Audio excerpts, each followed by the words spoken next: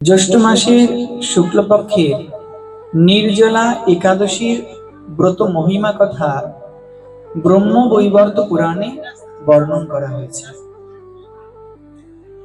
একদিন ভীমসেন মহর্ষি কৃষ্ণ দ্বৈপায়ন বেদব্যাসজিকে প্রণাম করে জিজ্ঞাসা করলেন, হে মহামতি, হে পরম পূজনীয় পিতামহ, কৃপাপূর্বক আমার একটি নিবেদন শ্রবণ করুন। নিবেদন তো আমরা শ্রবণ করবই, তার আগে প্রশ্ন,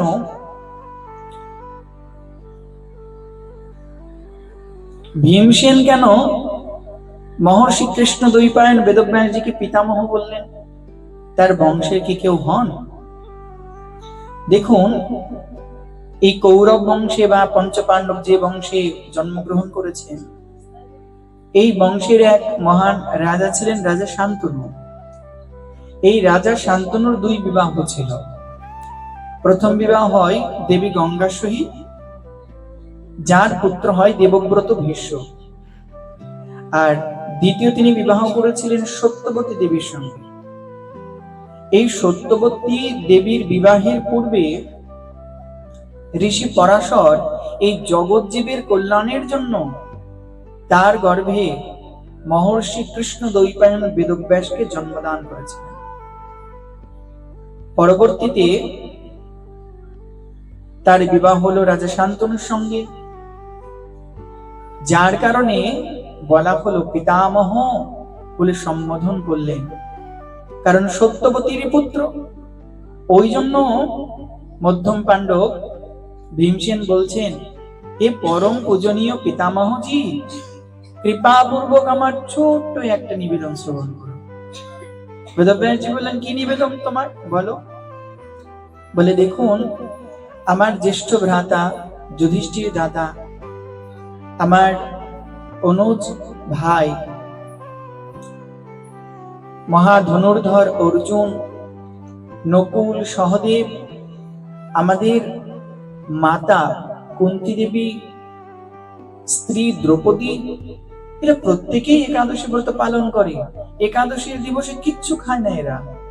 কিন্তু আমি এমন পেটুক যে আমি না খেয়ে থাকতেই পারি না, আমাকে তো খেতেই হয়। তারা প্রত্যেকেই আমাকে ব্রত পালন করতে বলেন। বিশেষত জ্যেষ্ঠ ভ্রাতা যুধিষ্ঠির মহারাজ, তিনি বারংবার আমাকে বলেন, শোনো বৃকোদর, শোনো ভীমসেন, একাদশী ব্রতের দিন এসব কিছু খেতে নেই, একাদশী ব্রত পালন করতে হয় ভাই। দেখুন, এখানে বললেন বৃকোদর। বৃকোদর শব্দের অর্থ কি? বৃক যুক্ত উদর, বৃকোদর। উদর মানে পেট। আর বৃক শব্দের অর্থ যার পেটে বৃক অবস্থান করছে। বৃক এক প্রকার অগ্নি, যে অগ্নি বৃকোদর ভীমের পেটে অবস্থান করে, যার কারণে ভীমসেন যা খায় অতি দ্রুত সেটা হজম হয়ে যায়। ওই জন্য ভীমের এক নাম বৃকোদর।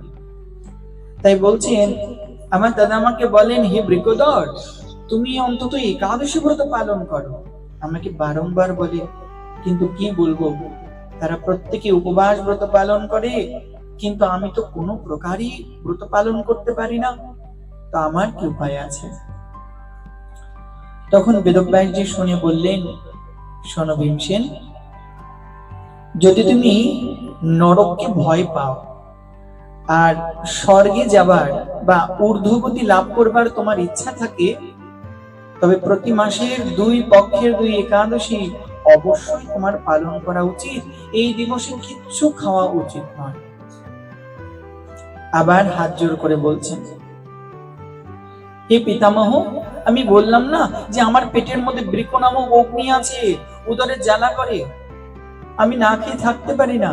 আরে একদিন তো কি কথা, আমি তো এক বেলার খাবারও যদি বিলম্ব হয়ে যায় আমি তো সইতে পারি না। দেখুন, সমগ্র এই পাণ্ডবদের জন্য যে রান্না করা হতো, তার অর্ধেক খাবারটাই লেগে যেত শুধু এই ভীমসেনের। ভাবুন একবার, এতটা তার ক্ষুধা। তার যেমন গায়েও বল ছিল, শক্তি ছিল, ঠিক সেই প্রকার তার ক্ষুধাও ছিল। তো এইবার বলতে লাগলেন, ভীমসেন হাত জোর করে বলতে লাগলেন, হে পিতামহ, আমার ইহকাল পরকালের কল্যাণ হয় এমন কোন বিধান আপনি বলুন। শোনো, আমি তো বললামই প্রতি একাদশী অবশ্যই পালন করতে হবে, কিছু খাওয়া যাবে না, তাহলে তার নরক নিশ্চিত। শোনা মাত্রই ভীমসেনের সমগ্র হাত পা অশ্বত্থ বৃক্ষের পাতার মতো থরথর করে কাঁপতে লাগলো।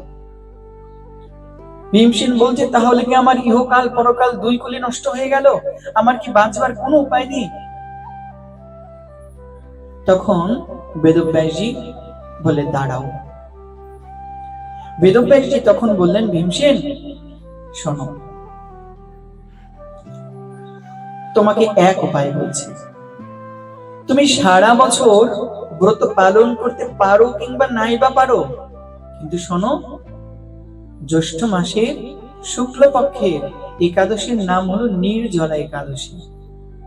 আর এই নির্জলা একাদশীতে তুমি যদি জল পর্যন্ত গ্রহণ না করে ব্রত পালন করতে পারো, তবে আমি তোমায় কথা দিচ্ছি, 12 মাসে যে 24টি একাদশী ব্রত পালন করে যে ফল হবে, তুমি একই নির্জলা একাদশী ব্রত পালন করে তুমি সেই ফল লাভ করবে, এবং তোমাকে নরকে যেতে হবে না, আমি কথা দিচ্ছি তোমায়।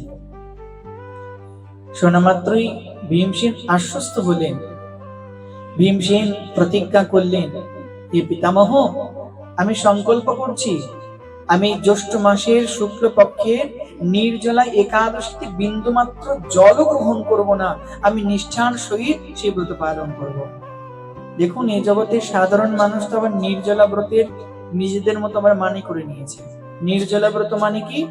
মানে জল ছাড়া সবই খাওয়া যাবে, জুসও খাওয়া যাবে, সবজিও খাওয়া যাবে, সবই খাওয়া যাবে। কিন্তু না, নির্জলা ব্রতের তাৎপর্য হলো জল পর্যন্ত স্পর্শ করা যাবে না, সেটা হলো নির্জলা।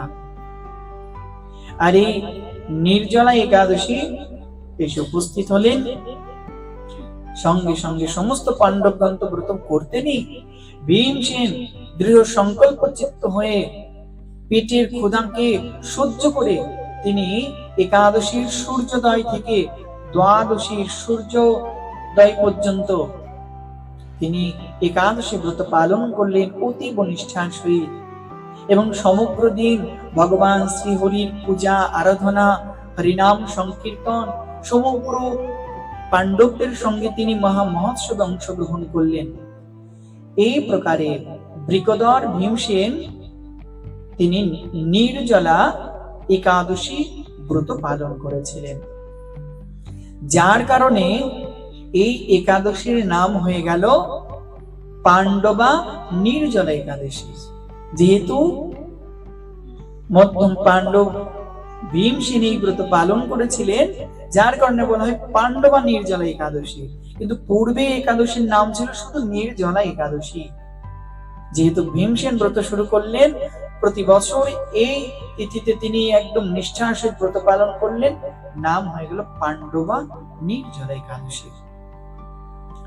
আর বেদব্যাসজি বললেন, শোনো ভীমসেন, একবার শঙ্খ চক্র গদা পদ্মধারী ভগবান শ্রীহরি আমাকে বলেছিলেন, শোনো বেদব্যাস, এই জগতের সকল ধর্ম পরিত্যাগ করে কেউ যদি আমার চরণ শরণ গ্রহণ করে এবং নিষ্ঠাপূর্বক একাদশী ব্রত পালন করে, আমি সর্বতভাবে তাকে রক্ষা করি।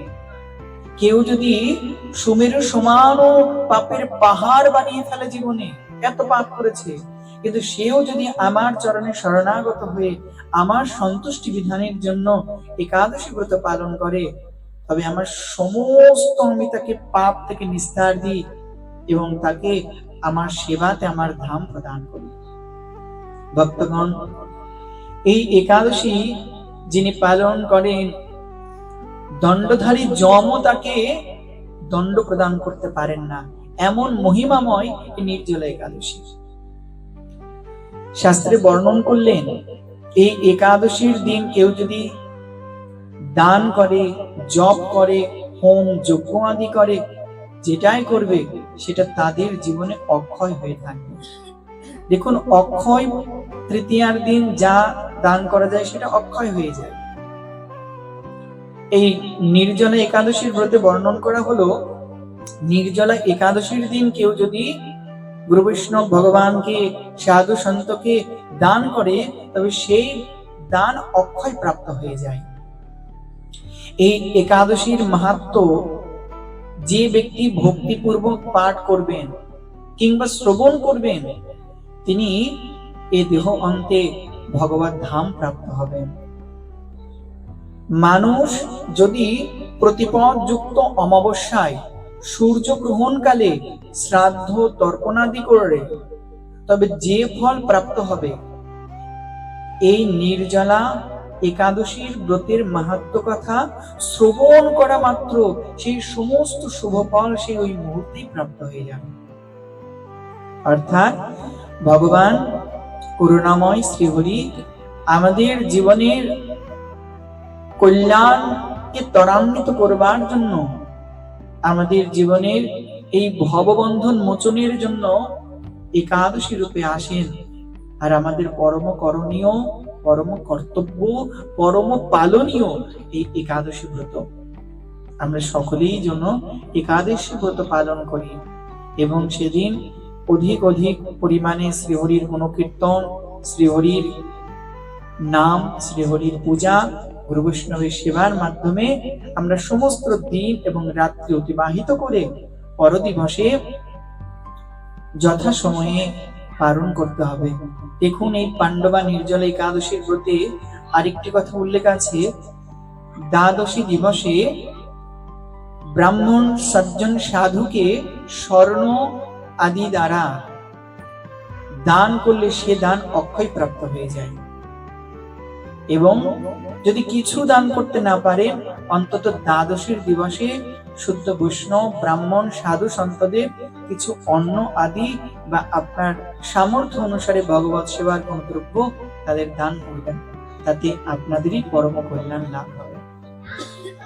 এই প্রকারে আমরা সকলেই যেন পাণ্ডবা নির্জলা একাদশী ব্রত পালনের দ্বারা আমাদের জীবনকে অতীব ধন্যাতি ধন্য করতে পারি।